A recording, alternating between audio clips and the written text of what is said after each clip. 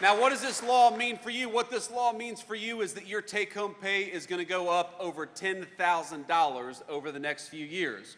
What that means is that if you're working an hour of overtime, the federal government is going to keep its money the hell out of your pocket. Because if you're working hard, the government ought to leave you alone. Ain't that the truth?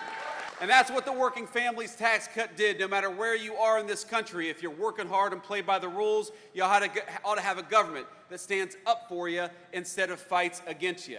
That's why we increased the child tax credit in the Working Families Tax Cut. That's why we eliminated taxes on overtime and on tips. And that's why we had the biggest tax cut for families that this country has ever seen, because we believe that you ought to keep more of your hard-earned money, and we believe that if you're busting your rear end every single day, the government ought to make it easier for you and not harder for you, and that's why we fought for that legislation.